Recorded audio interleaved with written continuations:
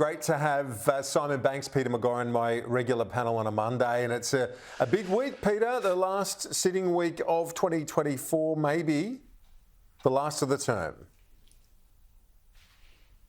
Agreed, Kieran. And as things currently stand, I think the government's in real trouble. They're going to finish the parliamentary year with no great achievements to be able to point to, apart obviously from earlier on, the tax cuts and the energy subsidies.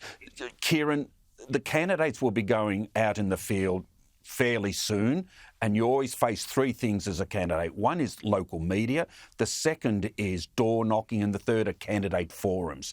And the first question they ask you when you're a sitting member of a government is, what have you done?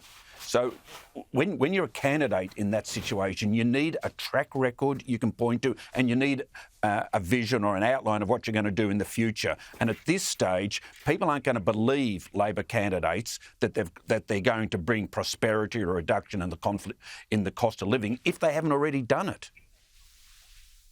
Simon, there's so much of this comes down to, and I think we discussed it recently, but that division between what the coalition will say, are you better off than 3 years ago?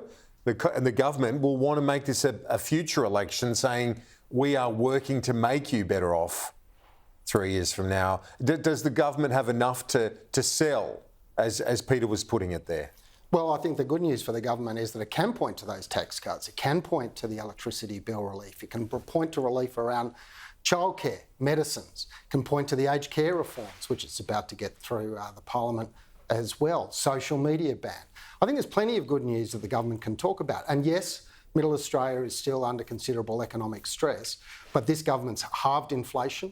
All the projections are that it's going to come down back into the Reserve Bank's band in the not too distant future, and hopefully interest rate cuts will come off the back of that. So I think the government actually will have plenty to talk about with the Australian people. And what's Peter Dutton going to say? I oppose most of it. This is going to be part of the campaign, that targeting of Peter Dutton directly. And I know he's super experienced and he's been a successful politician over a long period of time. But the intensity of this period, Peter, will be like none other he's experienced. Yeah, agreed, Kieran. Labor will go nuclear on Peter Dutton. What else do they really have that could reap such a windfall? But society is tense enough. People are sick of the hyperbole. People are cranky. It's a febrile atmosphere out there, and being negative may not work or penetrate as strongly as it has in past campaigns. And the Prime Minister's already beginning to waste this week with the Bali Five.